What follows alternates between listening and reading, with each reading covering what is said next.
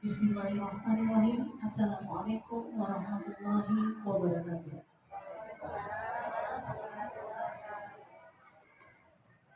Yang terhormat Kepala Sekolah SD Negeri 19 Kendari, Ibu Hendriati Silondai SPD. Yang saya hormati seluruh staf Dewan Guru SD Negeri 19 Kendari. Puji syukur kita panjatkan kehadirat Allah Subhanahu wa Ta'ala atas rahmat dan ridhonya kita dapat berkumpul pada hari ini dalam rangka diseminasi pemahaman dan penerapan budaya positif di SD Negeri 19 Kendari. Untuk itu, mari kita lanjut pada acara kedua, yaitu pembacaan doa yang akan dibawakan oleh Pak Ramli. Kepada Bapak kami persilakan dengan hormat.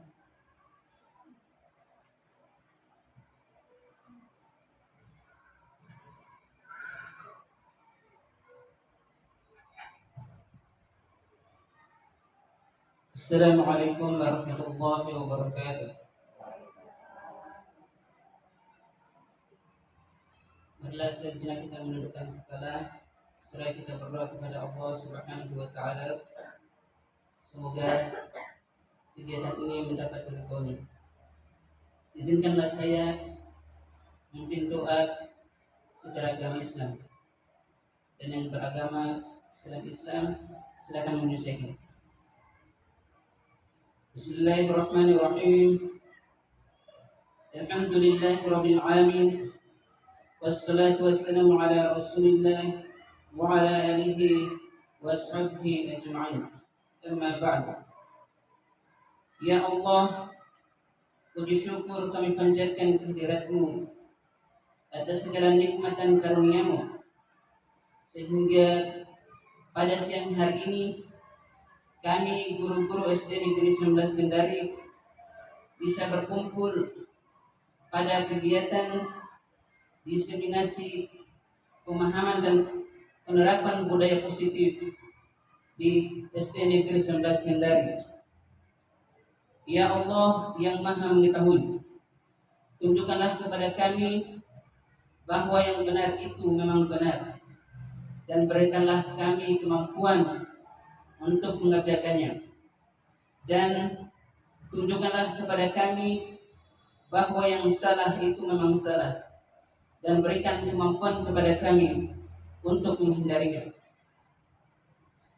Ya Allah, Ya Rahman, Ya Rahim, jangan Engkau bebani kami, melainkan sesuai dengan kemampuan kami, dan janganlah hukum kami jika kami lupa atau bersalah, dan lindungilah kami dari segala musibah. Ya Allah Al-Muhaimin, kami berlindung kepadamu dari rasa sedih dan duka. Kami berlindung kepadamu dari kesalahan yang telanjur kami lakukan. Ya Allah yang Maha Pengasih dan Maha Penyayang, berikanlah kami kesehatan, kekuatan, serta lindungan-Mu, sehingga kami dapat menjalankan seluruh amanah yang diembankan kepada kami dengan baik. Ya Allah yang Maha Pengasih dan Penyayang, kami yakin dan kami sadari bahwa kasih dan sayang-Mu sungguh terbentang luas, tiada batas. Karena itu hanya Engkaulah tempat kami memuji dan bersyukur. Ya Allah, dengan kasih sayang-Mu pula, pada hari ini kami melaksanakan kegiatan diseminasi. Mohon ridho-Mu ya Allah. Ya Allah, Tuhan yang Maha Kuasa, mudahkanlah kami dalam segala urusan kami. Jadikan usia kami bermanfaat untuk kebaikan. Ya Allah, hindarkanlah kami dari bencana dan malapetaka, agar kami dapat beribadah kepadamu dengan tenang dan khusyuk. Ya Allah ya Ghaffar, ampunilah dosa kami, dosa kedua orang tua kami, dosa para pemimpin kami. Muliakan ya Allah hidupan kami di dunia dan di akhirat kelak. Rabbana zalamna anfusana wa illam taghfir lana wa tarhamna lanakunanna minal khasirin. Rabbana atina fid dunya hasanah wa fil akhirati hasanah wa qina adzabannar. Subhana rabbika rabbil izzati amma yasifun. Wassalamun alal mursalin. Walhamdulillahi rabbil alamin. Wassalamualaikum warahmatullahi wabarakatuh.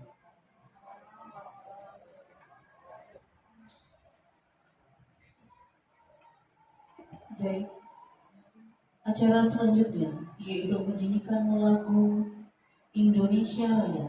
Kepada seluruh hadirin mohon berdiri.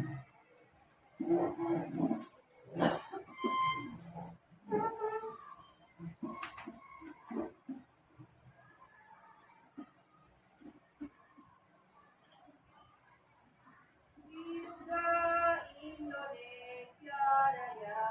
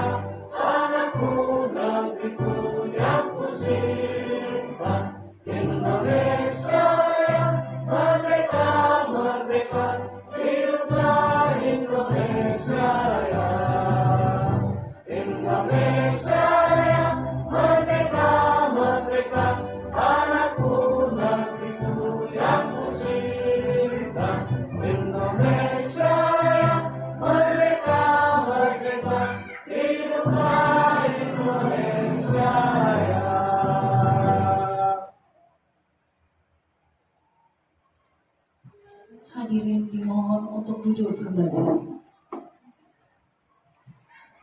Kita melangkah ke acara selanjutnya, yaitu sambutan dari Ibu Kepala Sekolah SD Negeri 19 Kendari kepada Ibu Hendriati Silondai SPD. Kami persilakan dengan doa.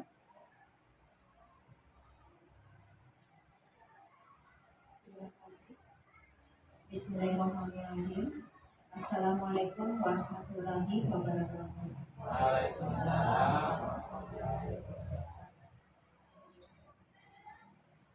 Yang saya hormati semua staf dan Dewan Guru SD Negeri 19 Kendari. Pertama-tama, marilah kita senantiasa memanjatkan puji syukur kepada Allah Subhanahu wa Ta'ala atas izinnya hari ini kita bersama-sama dapat berkumpul di ruang guru ini untuk mengikuti diseminasi pemahaman dan penerapan budaya positif khususnya SD Negeri 19 Kendari. Sebagaimana kita ketahui, budaya positif ini memang harus kita terapkan di lingkungan sekolah kita, utamanya mulai dari lingkungan sekolah, staf, kemudian dewan guru dan siswa kita, supaya terjalin dengan baik adanya kerjasama di lingkungan sekolah kita. Dengan adanya diseminasi pemahaman dan penerapan budaya positif yang sebentar lagi akan dibawakan oleh teman kita dari guru penggerak, Ibu Nita Febrianti, CKP Angkatan 8 Kota Kendari. Saya harap kita dapat lebih mengetahui pemahaman kita tentang budaya positif yang ada di lingkungan SD Negeri 19 Kendari ini dalam penerapannya sehari-hari di lingkungan sekolah kami lebih ditingkatkan lagi dan untuk pengajaran lebih lanjut. Saya kira demikian dan saya sangat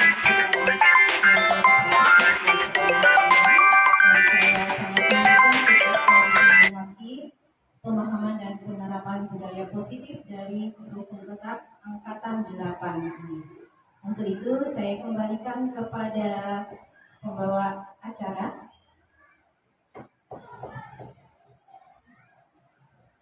Terima kasih atas sambutan yang telah dibawakan oleh Ibu Kepala Sekolah. Selanjutnya, yaitu pemaparan materi tentang diseminasi pemahaman dan penerapan budaya positif yang akan dibawakan oleh teman kita, yaitu Ibu Nita Febrianti. Kepada Ibu, kita persilahkan dengan hormat. Mohon beri tepuk tangannya dulu, Bapak Ibu. Terima kasih.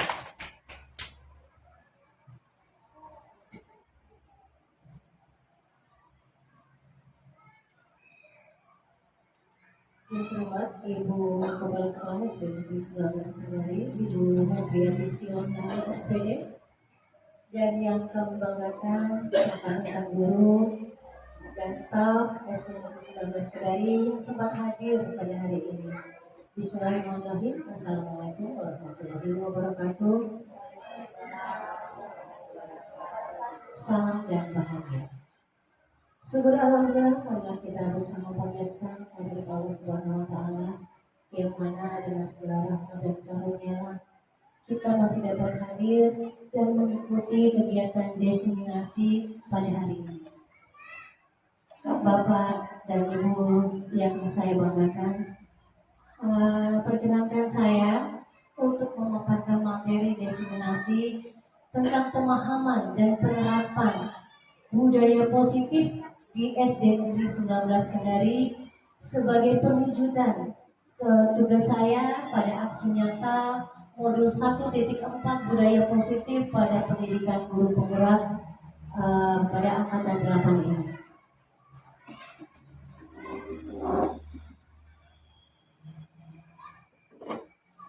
Adapun konsep-konsep inti yang akan kita bahas pada diseminasi ini adalah yang pertama adalah filosofi pendidikan Ki Hajar Dewantara. Jadi kita kaitkan dulu dengan latar belakangnya, yaitu latar belakang tentang filosofi pendidikan Ki Hajar Dewantara. Kemudian konsep inti yang kedua adalah tentang disiplin positif, apa nanti itu disiplin positif. Kedua adalah nilai-nilai kebajikan, dan berikutnya ada teori motivasi manusia, dan ketiga ada keyakinan kelas, berikutnya ada kebutuhan dasar manusia, dan berikutnya teori posisi kontrol, dan yang terakhir adalah segitiga restitusi. Baiklah, kita langsung menuju saja pada materi yang pertama, yaitu yang melatar belakangi tentang budaya positif ini haruslah ada di sekolah kita, yaitu tentang filosofi pendidikan Ki Hajar Dewantara, yang mana Ki Hajar Dewantara itu adalah Bapak Pendidikan Indonesia. Bapak Ki Hajar Dewantara ini menyatakan bahwa sebenarnya tujuan dari pendidikan itu adalah menuntun segala kodrat yang ada pada diri anak, apakah itu kodrat alam dan kodrat samanya, untuk mendapatkan keselamatan dan kebahagiaan setinggi-tingginya sehingga anak dapat hidup di masyarakat. Jadi itu tujuan pendidikan yang sebenarnya menuntun. Apakah selama ini kita sebagai pendidik sudah menuntun, ataukah kita hanya sengaja mengajar, sekedar mengajar saja, memberikan bekal saja, tetapi tidak menuntun perkembangan mereka? Itu yang mungkin harus dipahami lebih lanjut. Berikutnya, dalam makna menuntun ini, seorang guru itu haruslah bisa mengarahkan seorang peserta didik atau murid kita untuk bisa berkembang. Jadi kita hanya mengarahkan saja, bukan menciptakan.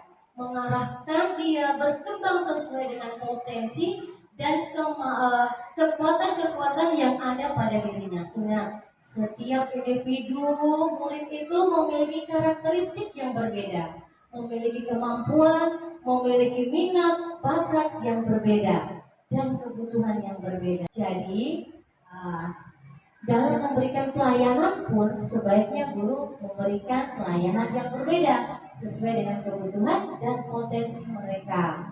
Itu yang dimaksud dengan menuntun.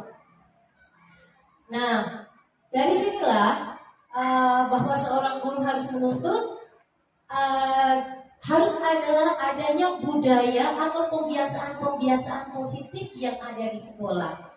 Karena kita lanjut, adanya disiplin positif.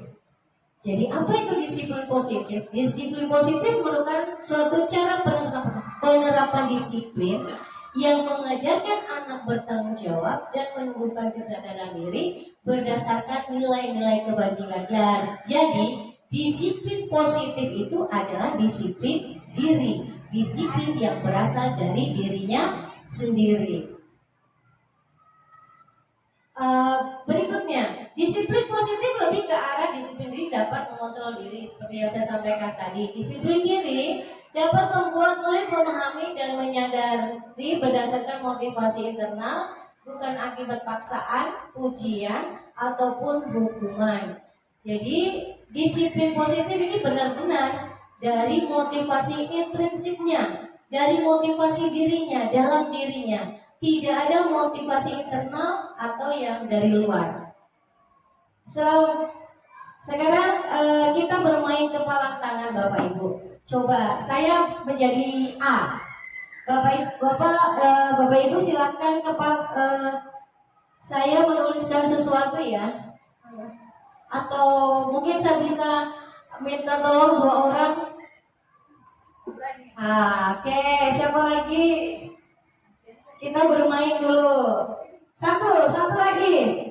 Ayo, silakan mulai. Oke, tepuk tangan dulu. Kalau itu pulpennya Bu, sama kertasnya sedikit. Kita bermain ya. Kita ilustrasikan kontrol kita kepada murid kita. Bu Muli sebagai A saja. Muli silakan tulis di sini hal yang paling berharga. Hal yang paling berharga. Pak Adi nggak boleh lihat. Robek, kemudian masukkan dalam kepalan tangannya. Tutup rapat-rapat. Oke? Tutup rapat-rapat kepalan tangannya. Bapaknya pegang kuat-kuat. Pak Adi, Bapak bertugas. Entahkah Bapak membujukkah, Bapak merayukah, atau bagaimana sampai itu tangannya mau terbuka. Kalau mau terbuka, coba Bapak lakukan. Bapak merayu kah? Bapak kasih iming-iming kah? Atau bagaimana? Atau bahkan Bapak memberikan perintah? Silakan. Oke, Ibu Muli.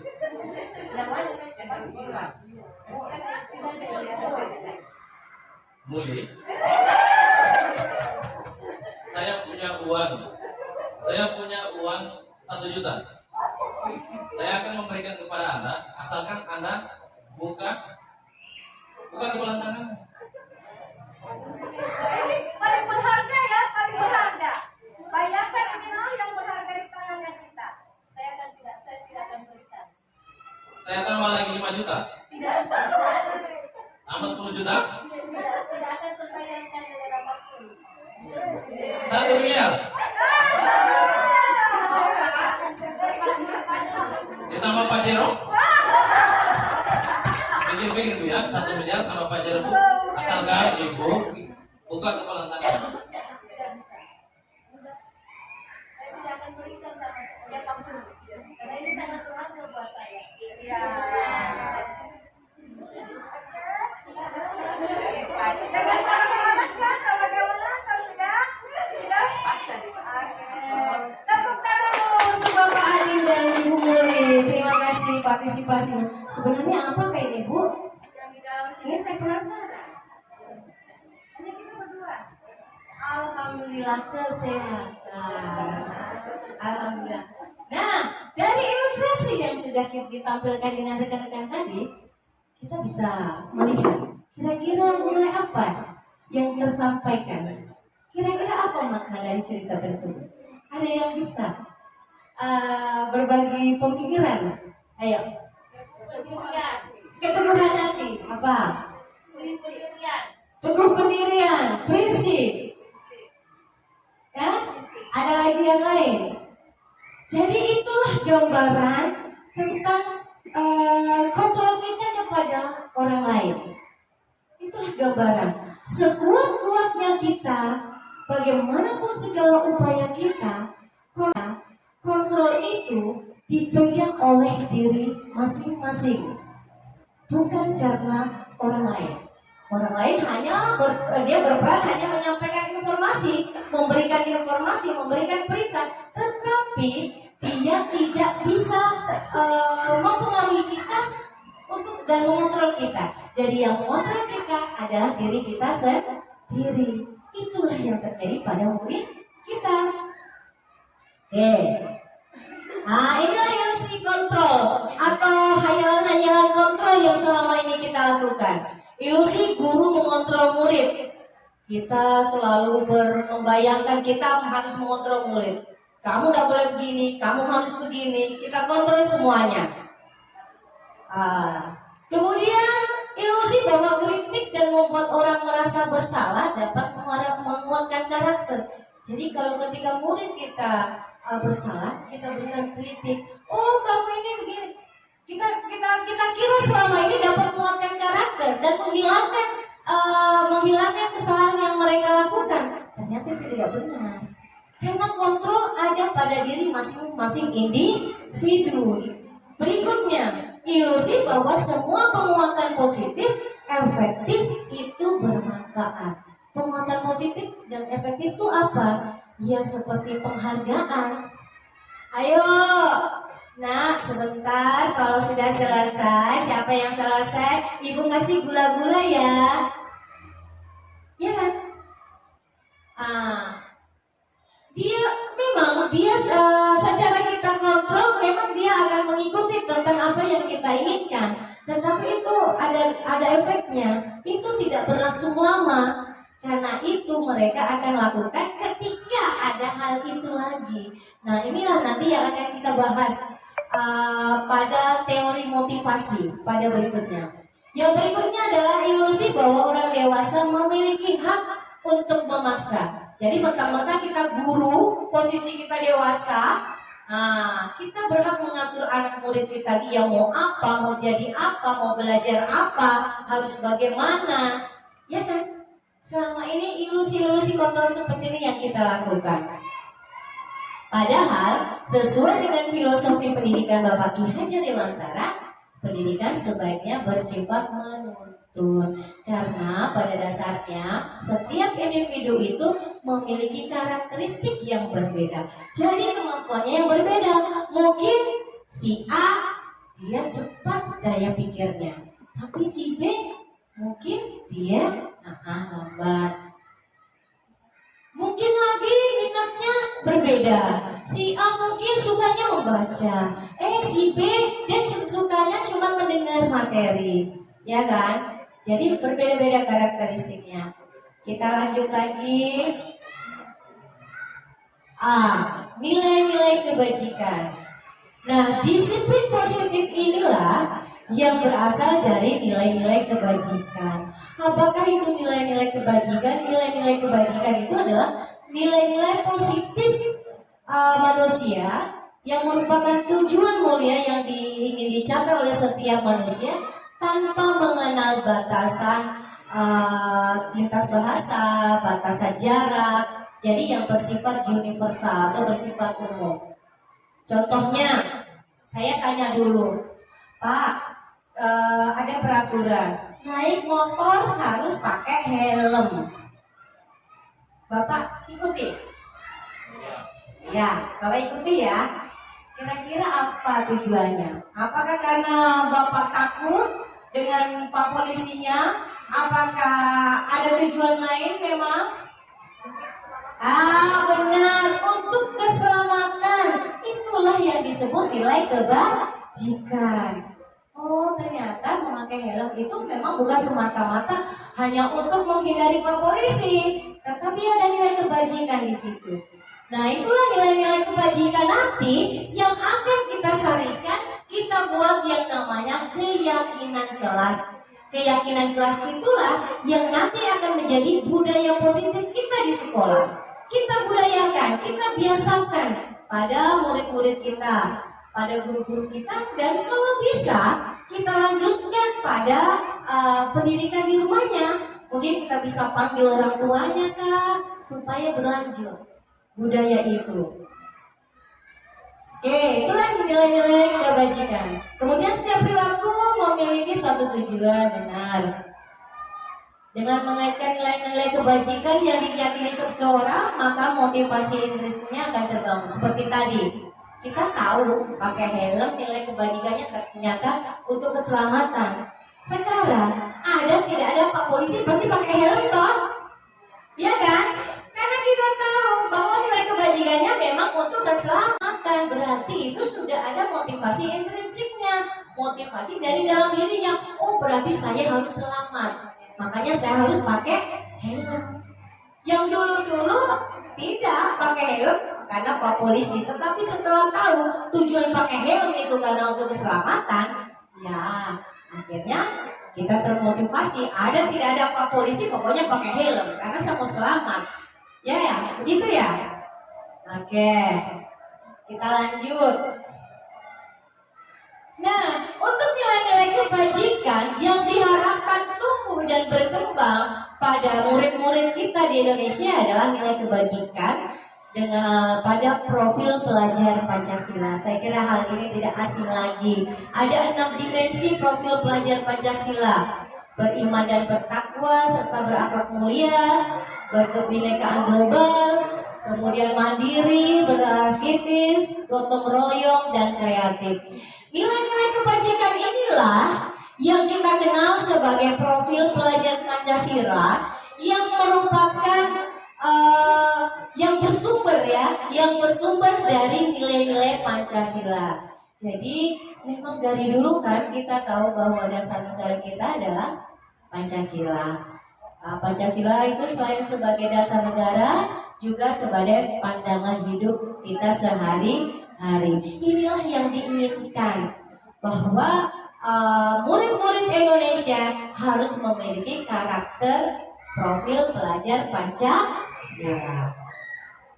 Jadi nilai kebajikan apa yang diharapkan muncul? Ya ini, nilai kebajikan.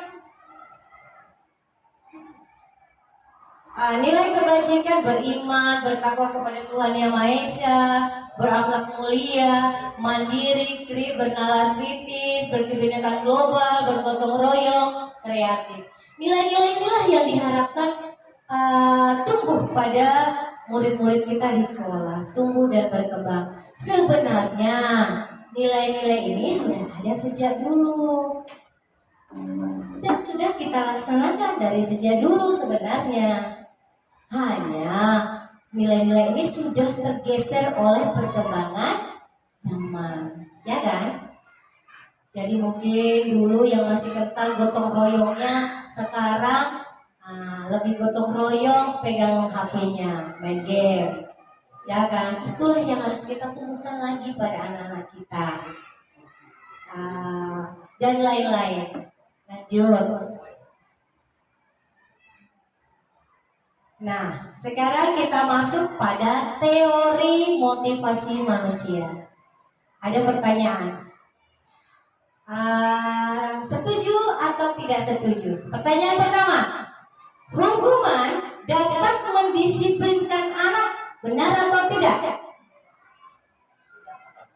Hukuman dapat mendisiplinkan anak? Oh, tidak selamanya. Ada lagi yang lain? Siapa tahu ada jawaban yang berbeda. Oh, dia tidak pernah kerja tugas ini. harus aku hukum ini supaya dia kerja tugasnya. Apakah dapat itu hukuman mendisiplinkan anak? Tidak. Jawabannya tidak katanya. Terus yang kedua, pemberian hukuman dengan hal positif seperti membaca atau membersihkan halaman sekolah dapat meningkatkan disiplin anak. Setuju? Setuju atau tidak? Pemberian hukuman dengan hal positif. Setuju ya? Berikutnya, memberi penghargaan dapat meningkatkan motivasi belajar anak. Memberikan penghargaan dapat meningkatkan motivasi anak. Setuju ya? Berarti jawaban yang pertama tidak setuju, setuju, setuju. Mari kita lihat jawaban. Kita pahami berikutnya. Teori motivasi manusia. Dalam teori motivasi terdapat 3 motivasi pada diri manusia. Yang pertama adalah untuk menghindari ketidaknyamanan atau hukuman. Saya tanya dulu, Bapak dan Ibu berada di sini pada hari ini, duduk mengikuti diseminasi ini motivasinya apa?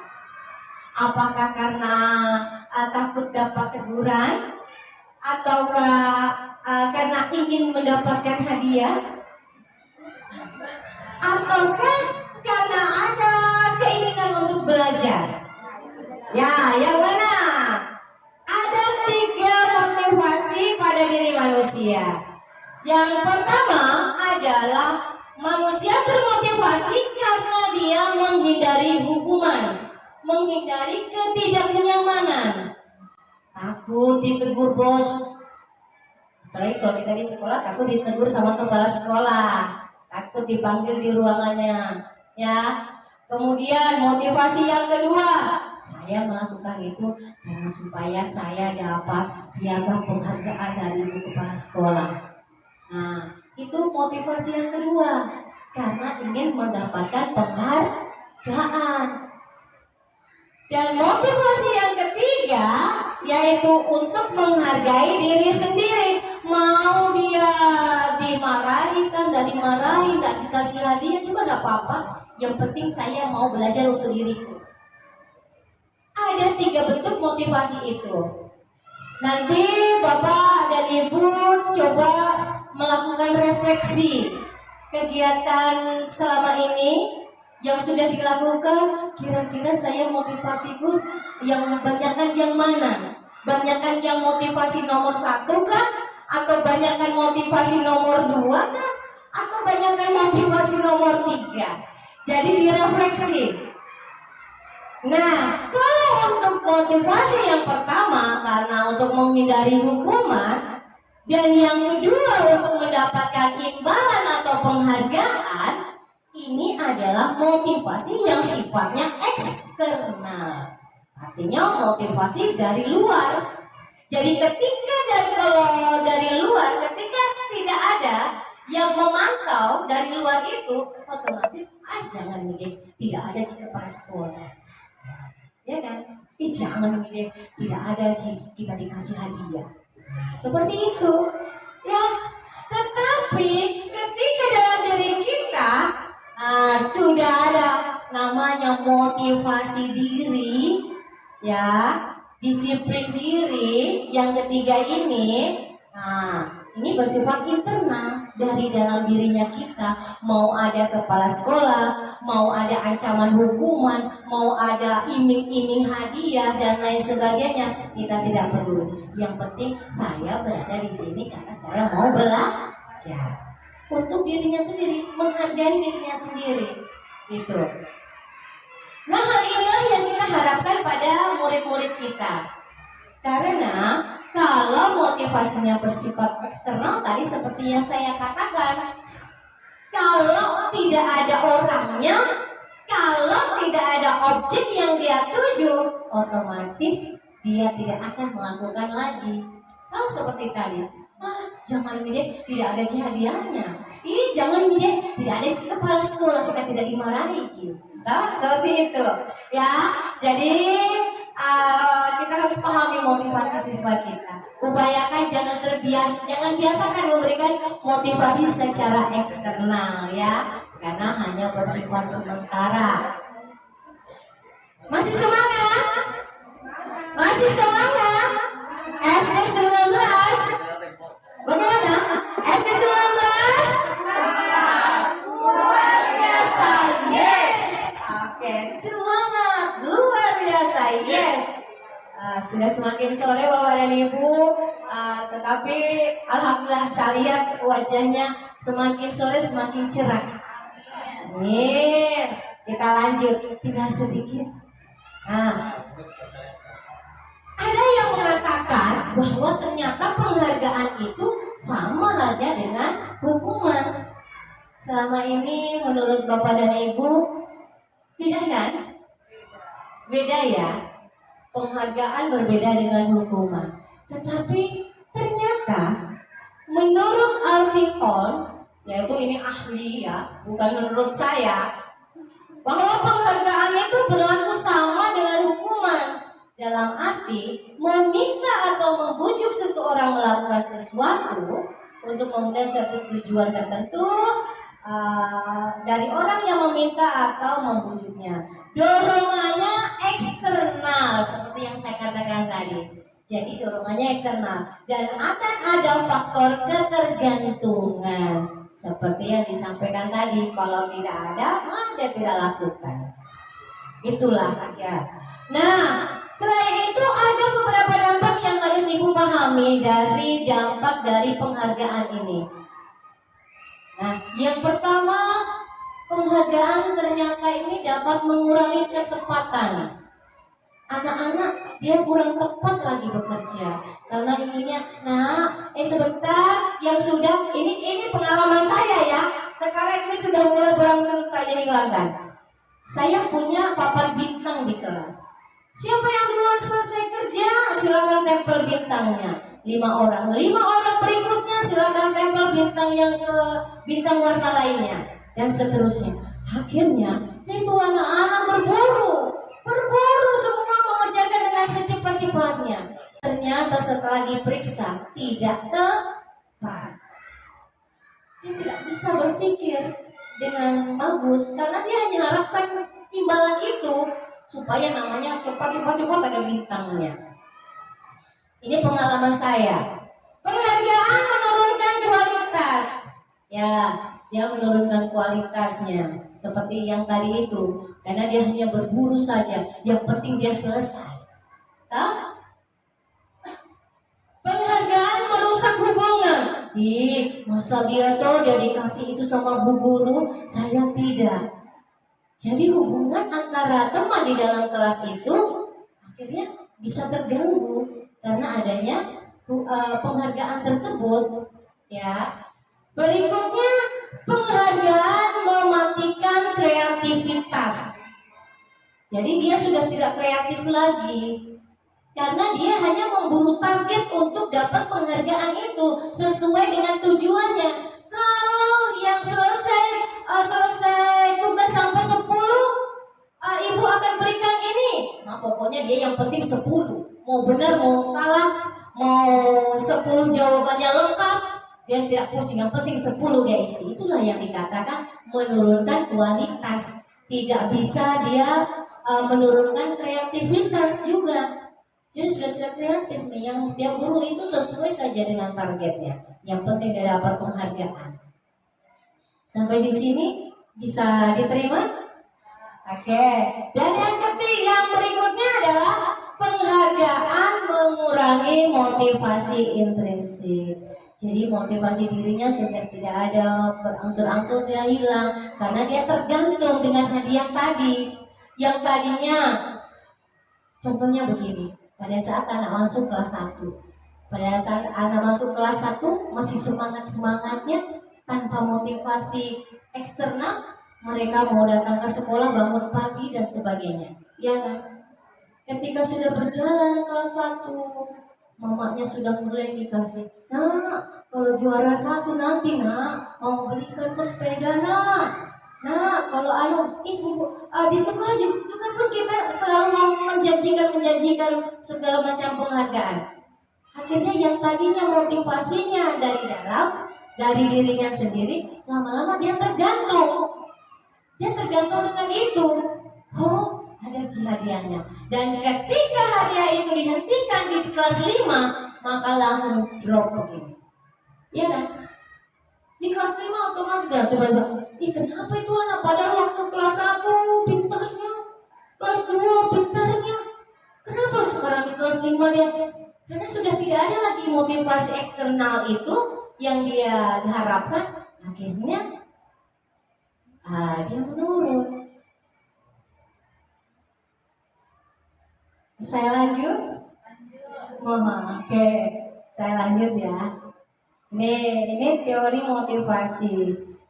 Jadi sebaiknya kalau bisa diberikan penguatan, diberikan penguatan nilai kebajikan. Misalnya kalau anak-anak melakukan sesuatu kebaikan, tidak perlu ini hadiah karena kamu sudah membantu temanmu. Jangan seperti itu. Ucapkan saja terima kasih ya, tadi sudah membantu teman. Berarti kamu anak yang bertanggung jawab. Atau terima kasih ya sudah membantu teman, sudah menunjukkan saling menghormati orang lain. Berikan penguatan-penguatan seperti itu saja. Lanjut. Kita menuju ke keyakinan kelas. Keyakinan kelas inilah yang akan kita buat di dalam kelas kita masing-masing untuk menanamkan budaya positif pada murid kita.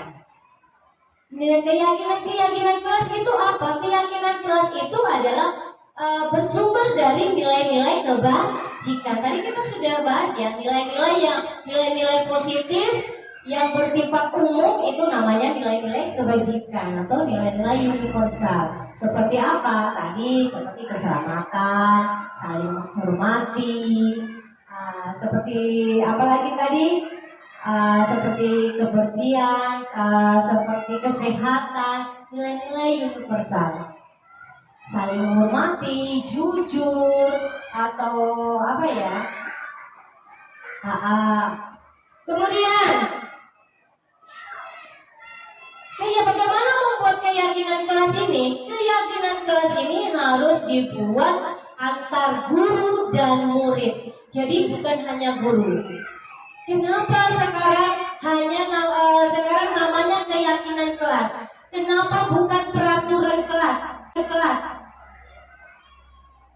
Ya, apa yang membedakan keyakinan kelas dengan peraturan kelas? Karena yang selama ini yang kita pahami adalah peraturan kelas.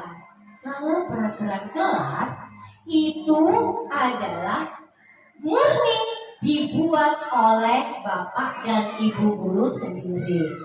Ya, bapak dan ibu guru sendiri ya, yang susun itu peraturan kelas. Anak-anak, pokoknya datang harus sebelum jam 7. Sebelum jam 7 harus membersihkan kelas. Ya, begitu ya. Tidak boleh coret-coret meja. Tidak boleh. Nah, kata-kata tidak boleh. Anak-anak stres, Bu. Tidak boleh ini, tidak boleh itu. Iya. Ya, itulah peraturan. Jadi bedanya peraturan dengan keyakinan. Kalau peraturan itu semata-mata dibuat gurunya sendiri yang buat. Sedangkan kalau keyakinan kita buat bersama anak-anak. Kita diskusi. Ya, kita diskusi keyakinan kelas apa kira-kira yang ada di sini. Keyakinan kelas ini. Nanti sebentar saya coba tunjukkan langkah-langkahnya. Dan kalau waktu kita cukup, saya akan perlihatkan contoh penerapannya. Kebetulan saya sudah menerapkan di kelas. Kemudian tadi sudah ya, keyakinan kelas itu berasal dari nilai-nilai kebajikan. Keyakinan kelas itu disusun oleh guru dan murid bersama. Lanjut. Nah, ini tahapannya. Tahapan membuat keyakinan kelas. Bagaimana tahapan kita membuat keyakinan kelas? tahapan kita yang membuat keyakinan kelas yang pertama adalah kita menyusun dulu. Jadi bukan hanya kita dan murid menyusun peraturan-peraturan yang ada di kelas ataupun ada di sekolah. Kan anak-anak itu Bu, kalau kita tanya keyakinan kelas, mereka tidak tahu. Kalau sekarang mungkin sudah ada yang tahu karena sudah dilaksanakan. Tapi sebelumnya saya kesulitan mengatakan tentang keyakinan kelas, mereka tidak tahu. Tetapi ketika saya katakan peraturan kelas, ayo nak, apa saja peraturan kelas kita? Oh, peraturan kelas harus datang jam begini Bu Guru, harus begini, harus begini. Nah, mereka tahu peraturan-peraturan kelas, tapi kalau keyakinan kelas tidak. Karena itulah dari peraturan-peraturan kelas itu kita akan susun nanti menjadi keyakinan kelas. Karena memang keyakinan kelas ini bersifat abstrak, tidak mudah dia dilihat dan tidak mudah kita menjelaskan ke anak-anak. Jadi memang yang mereka sudah pahami itu adalah tentang peraturan kelas. Peraturan kelas saja. Jadi dari peraturan kelas saja. Setelah peraturan kelas disepakati, jadi mereka membuat peraturan kelas, mereka menuliskan peraturan kelas. Setelah itu mengubah peraturan kelas, kata-kata peraturan kelas itu menjadi kalimat yang positif. Misalnya, peraturan kelas tadi ya, peraturan kelas 5A, siswa harus datang sebelum pukul 7. Harus datang sebelum pukul 7. Sebelum masuk harus melaksanakan piket. Nah, yang begitu-begitu itu kita ubah menjadi kalimat-kalimat positif. Harus datang sebelum pukul 7. Ya, kita ubah menjadi kata yang positif. Berarti datang tepat waktu. Kan lebih enak idenya. Begini lagi. Contohnya lagi. Harus memakai seragam lengkap, harus memakai sepatu hitam, tidak boleh misalnya ya peraturan kita yang lain,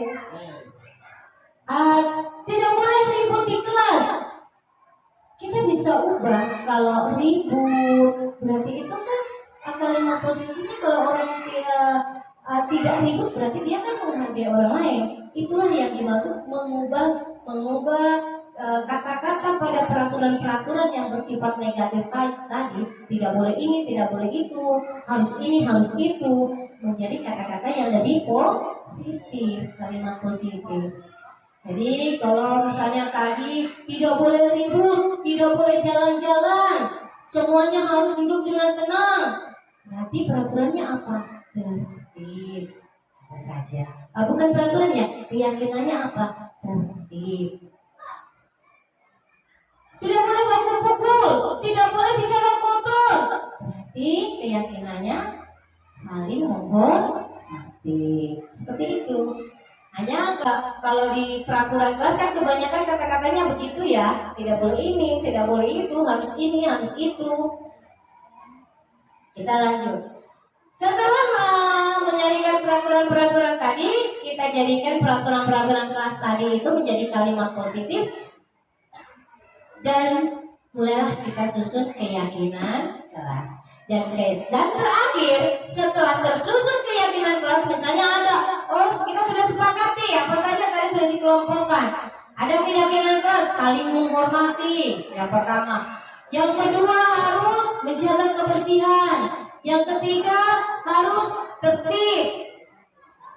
Yang keempat lagi misalnya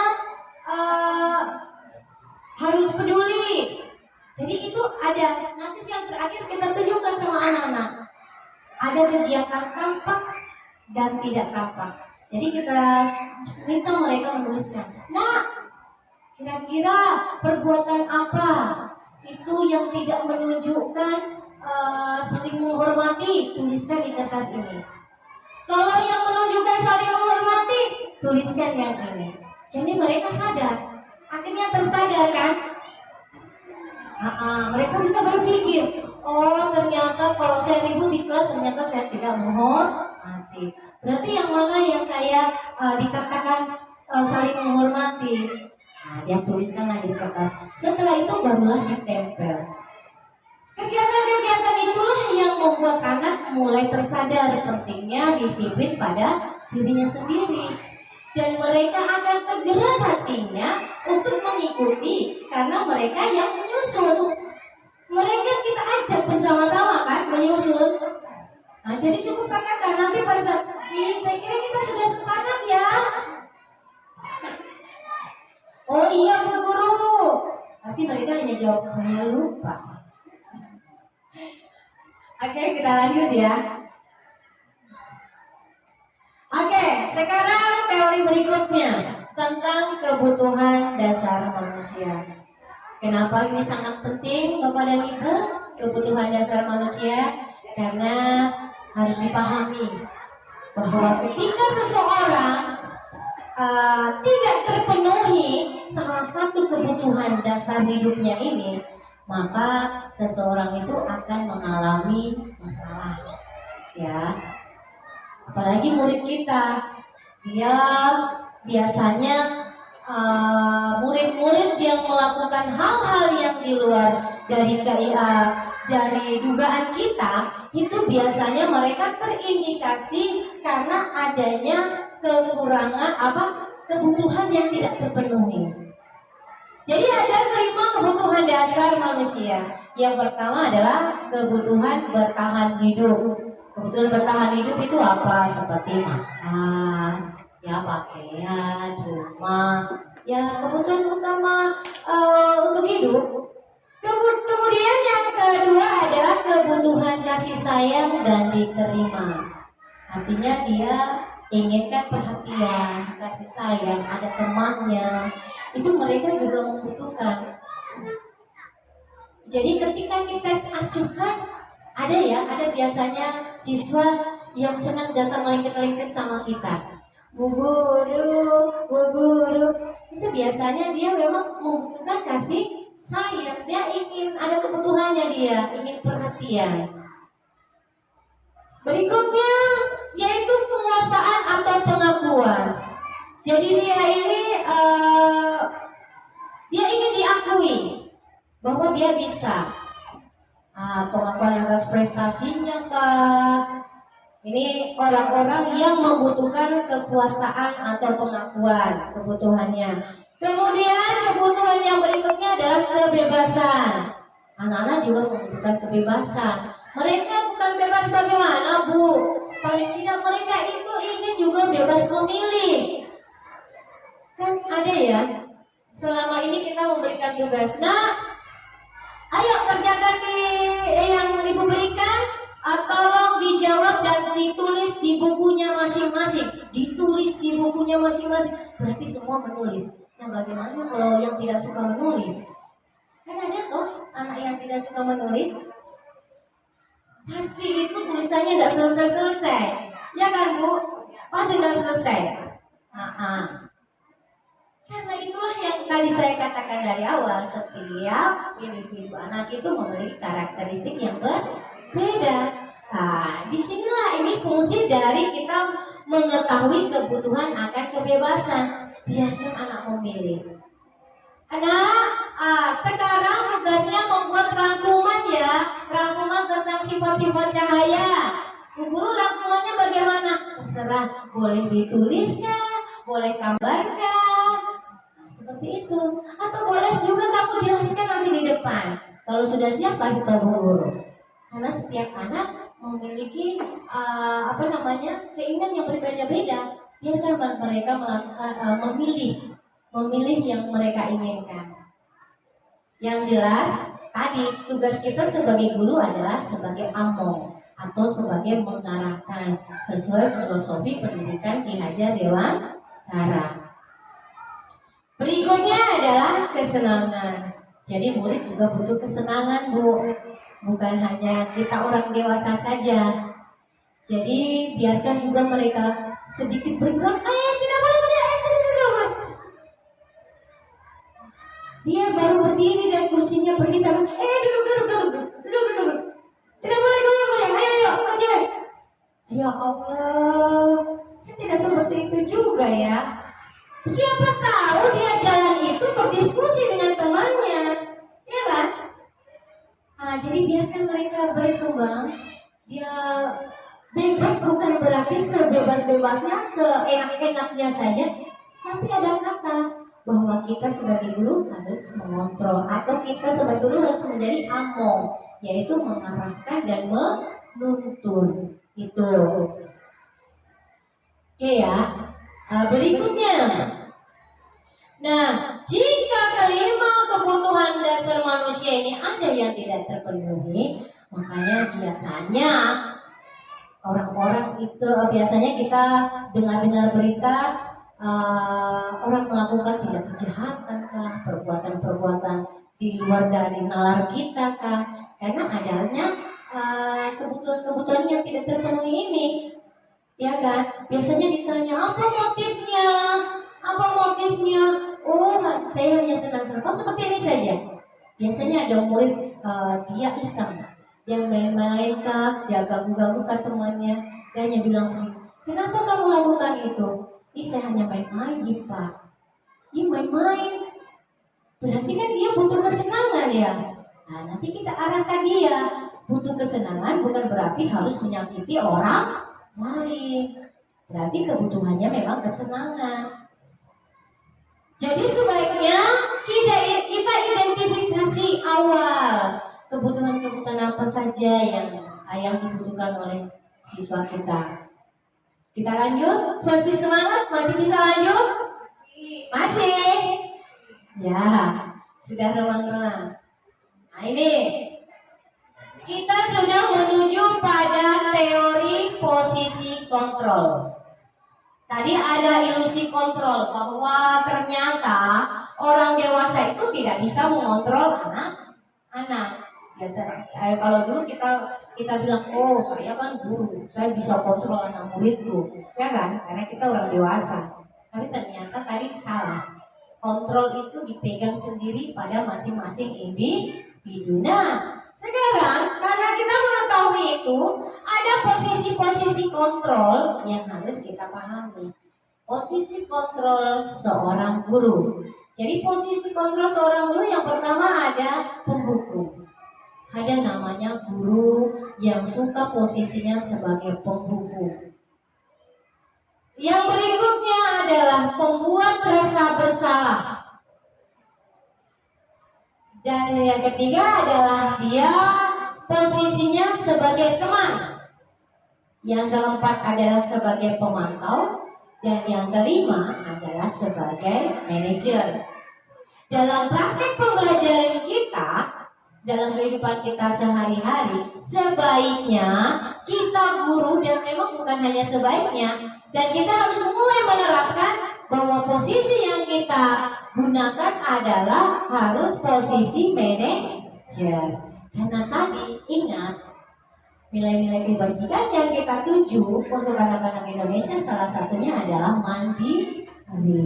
Inilah kalau kita menggunakan posisi kontrol sebagai manajer, kita akan mewujudkan murid-murid kita yang mandiri. Dia akan mandiri dan bertanggung jawab atas perilakunya sendiri. Berbeda dengan ini, saya mulai jelaskan satu-satu ya. Penghukum. Kamu terus saja kamu buat begitu, nak. Sana. Ibu guru tidak mau dengar. Sana lari 5 kali di lapangan sana. Kalau tidak, kamu tidak kerja lagi PR. Sudah. Sebentar pergi cuci WC sana. Siapa itu namanya? Itulah penghukum. Dia tidak terima itu anak muridnya atau muridnya dia. Bu guru, saya begini, Bu guru, saya tidak terima. Sudah, pokoknya sana. Kamu harus cuci WC sebentar karena tidak kerja PR. Adakah hubungannya itu, Bu? Cuci WC dengan tidak kerja PR? Ada hubungannya. Itulah yang disebut hukum. Berbeda dengan seperti ini, dengan konsekuensi. Kalau konsekuensi memang harus kita lakukan. Kalau anak-anak kasih tumpah, air minumnya baru kena temannya, kita katakan bagaimana ini bukunya? Sudah basah? Berarti harus ditulis ulang ya? Ya guru nanti saya, sekarang nanti sebentar tulis ulang ini. Itu konsekuensi. Memang harus dia lakukan. Tetapi apa hubungannya tidak kerja PR sama membersihkan kamar mandi? Tidak ada kan? Ada lagi. Tidak kerja PR dia sebentar lari 10 kali di lapangan. Padahal bukan pelajaran penjas. Kalau pelajaran PJOK ya nggak apa-apa, masih ada hubungannya. Ya. Nah, itulah yang dikatakan penghukum. Jadi hukuman itu bersifat tiba-tiba. Jadi hukuman itu juga bersifat fisik, menyakiti, itu namanya penghukum. Nih. Jadi penghukum ini patuhi aturan saya, kamu selalu saja salah ini. Jadi kalau penghukum efeknya ini parah. Anak-anak itu jadi pendendam. Jangan katakan kalau kita habis hukum baru itu anak-anak mau sadar. Coba direfleksi. Ayo kita refleksi. Kira-kira pernahkah kita menghukum murid? Pasti pernah ya. Apakah murid itu sudah tidak melakukan lagi apa yang dia lakukan? Masih. Jadi hukuman memang tidak menjamin anak-anak itu sadar bahwa apa yang dilakukan itu salah. Jadi tidak menjamin, bukan tidak menjamin memang, karena dia malah justru membuat anak-anak itu semakin frustasi saja. Dia malu kan dilihat teman-temannya. Nah, itulah penghukum.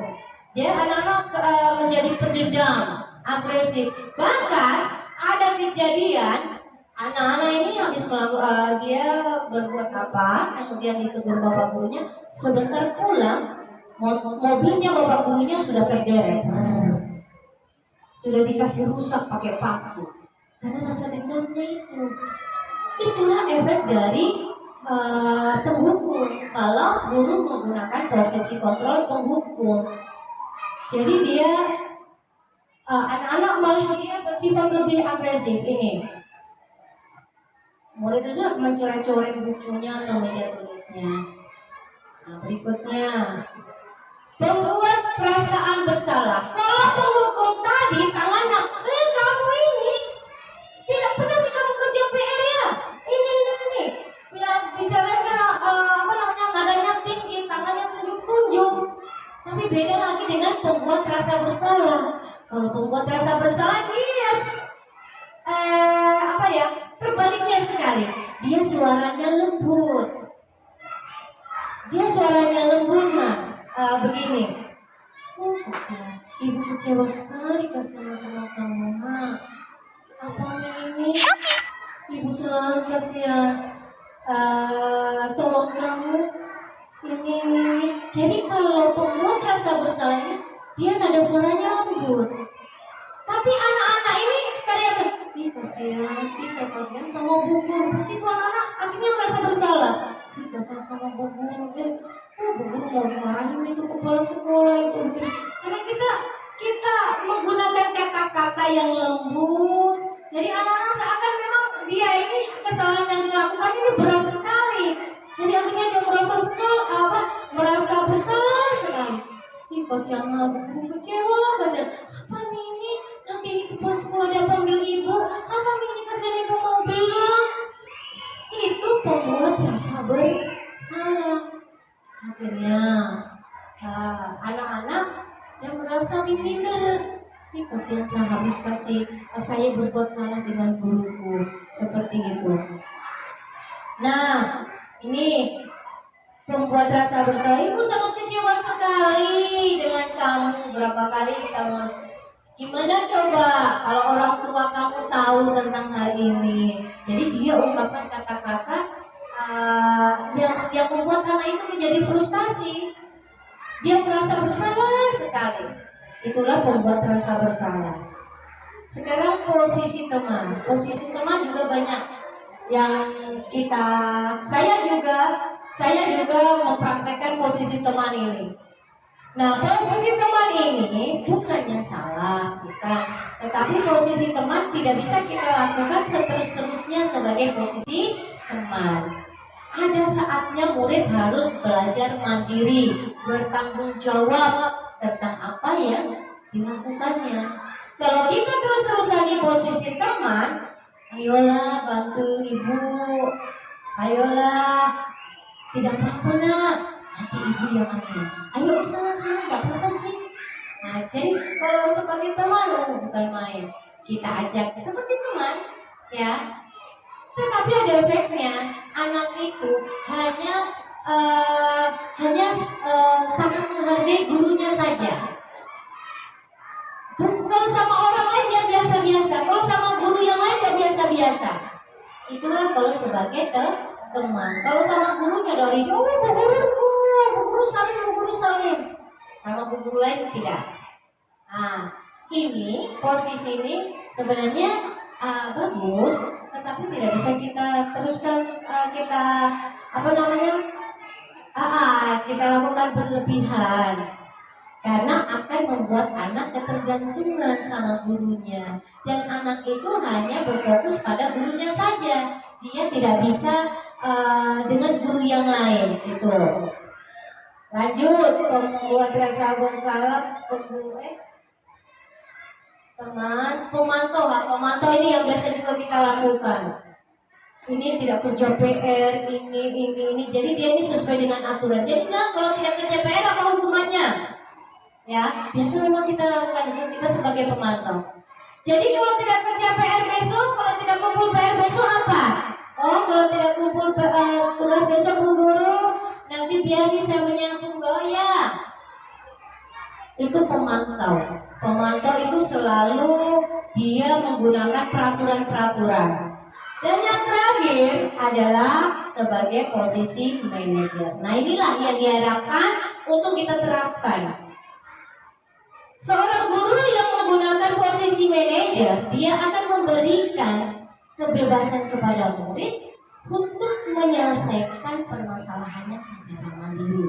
Tugas guru hanya sebagai pengarah, membimbing. Jadi manajer itu kan dia mengatur ya. Kalau manajer kan mengatur ya. Sama ini. Jadi kita bimbing muridnya kita dapat memecahkan masalahnya sendiri. Sehingga jika posisi ini kita terapkan, posisi manajer ini, maka kita akan mewujudkan murid-murid yang mandiri, murid-murid yang merdeka, murid-murid yang bertanggung jawab. Jadi dia lebih bertanggung jawab karena dia mencari jalan keluar dari permasalahannya sendiri. Oke, kita lanjut manajer. Dan yang terakhir, segitiga restitusi. Inilah segitiga restitusi ini adalah suatu pendekatan pemecahan masalah yang dilakukan oleh murid. Pendekatan restitusi ini ada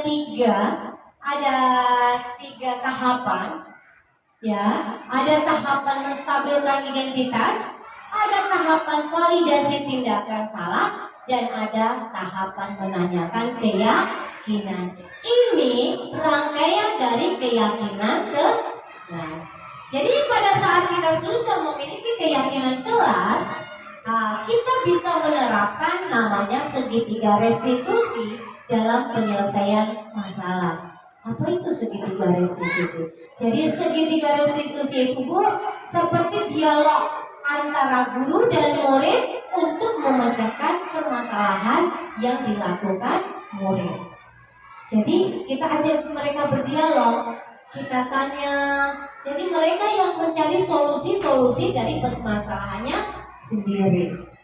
Nah, ini tahap yang pertama, yaitu menstabilkan identitas. Ketika murid kita melakukan suatu kesalahan, pasti kalau kita memang kamu ini terus saja ikut sana dengan yang kemarin itu, kamu lagi, ini lagi, itu anak jadi frustasi Bu. Lama-lama belum pulang sekolah dia sudah lari. Kita mau dicari nih mamanya, mana itu anakku Bu, dia sudah lari karena kita marahin terus. dia frustasi, Bu. Jadi ketika anak-anak melakukan masalah, jadi harus kita stabilkan emosinya, karena kita takut akan terjadi hal-hal yang di luar dari keinginan kita. Banyak ya seperti itu, dia punya masalah mungkin dia lakukan, terus kita tambah-tambahin. Nah, akhirnya anak itu melakukan hal-hal yang aneh-aneh. Jadi menstabilkan identitas itu adalah untuk membuat anak yang merasa gagal, anak yang merasa dirinya memang sudah bersalah, itu dia ini menjadi positif. Jadi kita stabilkan identitasnya. Bagaimana caranya kita stabilkan identitasnya? Berbuat kesalahan itu memang sudah wajar. Tidak ada manusia yang tidak bikin kesalahan, ya kan? Ada kayak manusia yang tidak salah. Jadi kita stabilkan bukan berarti kita okekan perbuatan salahnya, tetapi kita kasih tenang hatinya. Itulah tujuan dari stabilitas identitas, menstabilkan identitas. Jadi kita stabilkan emosinya agar tidak terjadi hal-hal yang tidak kita inginkan lebih jauh. Berikutnya adalah validasi tindakan salah. Validasi tindakan salah itu melalui percakapan. Kita mulai tanya, kamu lakukan itu karena apa, Nah? Untuk mencari sebenarnya ini anak butuh apa kebutuhannya tadi. Yang kelima, kebutuhan ini. Karena ingat, setiap manusia itu melakukan segala sesuatu pasti punya tujuan. Nah, pasti ada 5 kebutuhan itu yang tidak terpenuhi jika dia melakukan kesalahan. Pasti. Berikutnya, menanyakan keyakinan. Nah, disinilah kita perankan lagi keyakinan kelas. Ya, Nak, berarti perbuatannya tadi itu sudah sesuai dengan keyakinan kelas belum? Belum, Bu Guru. Keyakinan kelas apa? Saya tidak menghargai orang lain karena saya sudah ambil barangnya temanku, Bu Guru. Dia sudah mulai sadar. Karena ingat, keyakinan kelas tadi itu kan dibuat bersama. Jadi pasti dia ingat. Anak-anak itu sebenarnya mudah mengingat ya. Itulah tahapan yang ketiga inilah kita arahkan murid kita untuk mencari solusi dari permasalahan yang dihadapi. Jadi kalau begitu, bagaimana caranya kamu memperbaiki, Nak? Kalau begitu Bu Guru, saya akan kembalikan pensilnya temanku tadi, Bu, yang saya sudah ambil. Tapi pensilnya sudah patah. Misalnya ya, ini pensilnya sudah patah. Kalau begitu Bu Guru, saya akan belikan yang baru, Bu Guru. Jadi dia ada motivasi dari dirinya sendiri untuk bertanggung jawab, untuk mencari solusi dari permasalahannya itu. Oke, jadi tujuan dari segitiga restitusi itu adalah menghasilkan murid yang mandiri dan bertanggung jawab sesuai dengan profil belajar Pancasila. Oke, Bapak dan Ibu, penjelasannya sampai di sini saja mungkin ya. Saya bisa jadi sambil mungkin saya putarkan sedikit.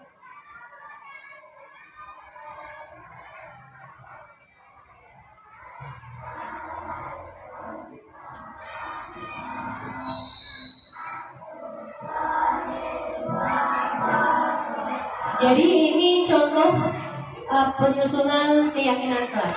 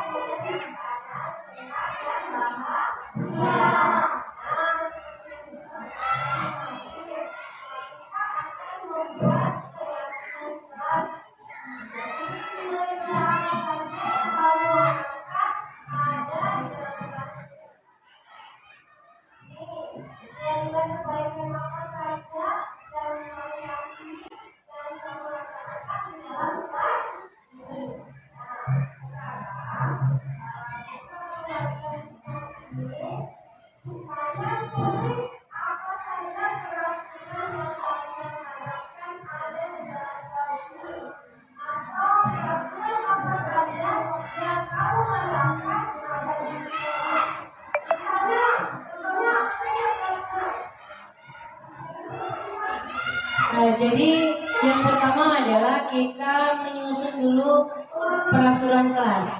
Ya. Nah, kita minta muridnya kita menuliskan peraturan kelas. Jadi kita bagikan kertas, mereka tuliskan semua peraturan-peraturan kelas yang mereka inginkan. Jadi pada saat itu banyak yang mereka menulis dilarang baku pukul, dilarang menyontek, dilarang segala macam keinginan mereka. Mereka tulis. Tidak boleh buka HP, tidak boleh bawa HP, tidak boleh main FF. Ada juga Bu peraturan yang mereka inginkan di dalam kelas.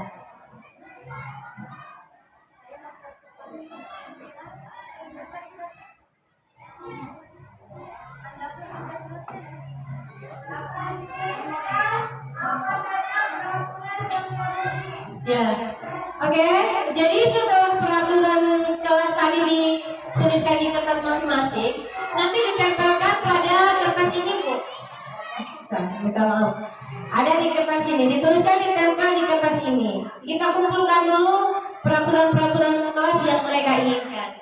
Setelah itu dari peraturan kelas ini nanti kita kelompokkan dulu di papan. Kita tulis, kita kelompokkan. Kan anak-anak itu sebenarnya tujuannya sama, hanya biasa bahasanya berbeda-beda. Kita kelompokkan. Setelah kita kelompokkan, barulah kita membuat, kita sarikan menjadi keyakinan kelas. Yang mana yang menunjukkan saling menghargai, yang mana yang menunjukkan gotong royong, jujur. Nah, jadi di sini. Nah, disitulah mulai tersusun keyakinan kelas. Ini video restitusi, mungkin sedikit ya, sedikit ya.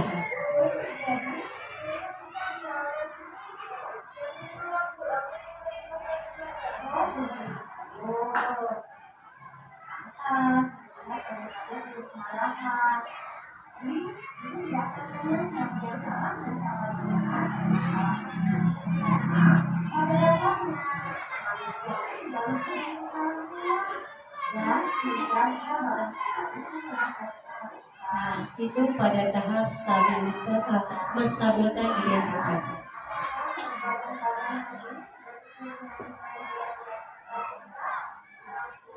Nah, ini validasi tindakan salah.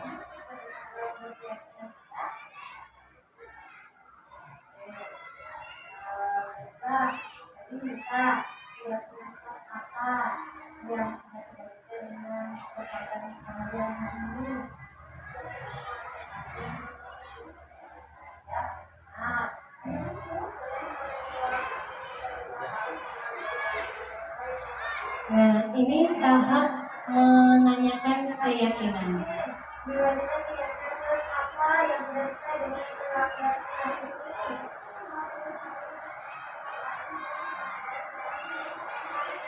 Ya, benar sekali. Baiklah, apakah kalian berdua bersedia untuk berbagi masalah ini? Nah, pada segitiga restitusi ini murid diajarkan untuk mandiri dan bertanggung jawab untuk mencari solusi dari permasalahan diri. Ya, Bapak dan Ibu, terima kasih. Demikianlah pemaparan dari saya tentang pemahaman dan penerapan budaya positif. Mudah-mudahan bermanfaat, dan akhir kata saya ucapkan wabillahi taufiq wal hidayah. Wassalamualaikum warahmatullahi wabarakatuh.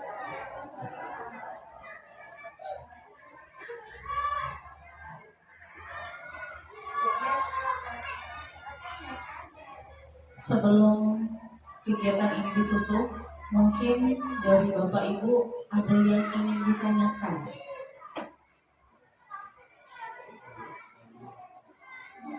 Ada. Mungkin sudah jelas Ibu Nita, mungkin akan kita lakukan di lapangan nanti. Jadi kalau ada kendala Bapak Ibu dalam proses belajar mengajar yang ada kaitannya dengan materi hari ini, mungkin bisa dikonsultasikan dengan Ibu Nita. Saya bertanya. Oh, Pak Adin, silakan Pak Adin. Oke ya. Bismillahirrahmanirrahim. Assalamualaikum warahmatullahi wabarakatuh. Oke ya. Di sini saya akan menanyakan tentang di sini kan ada tadi ilusi kontrol ya. Ilusi bahwa kritik dan membuat orang bersalah dapat menguatkan karakter. Yang saya ingin tanyakan, kita membuat ilusi kepada siswa ya, membuat ilusi kepada siswa agar siswa itu merasa bersalah. Contohnya kayak bagaimana Bu? Membuat ilusi karakter itu supaya siswa merasa bersalah. Contoh, dia melakukan suatu kesalahan. Ya, jadi, supaya bagaimana caranya supaya apa yang kita lakukan supaya membuat kontrol supaya siswa itu merasa bersalah, gitu ya. Bagaimana kita mau ini kan ya?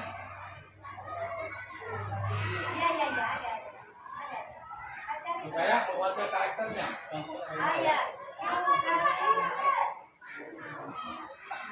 Iya, baik. Terima kasih Pak Adin untuk pertanyaannya. Mungkin bisa diulang kembali Bu Nita. Ya, silakan.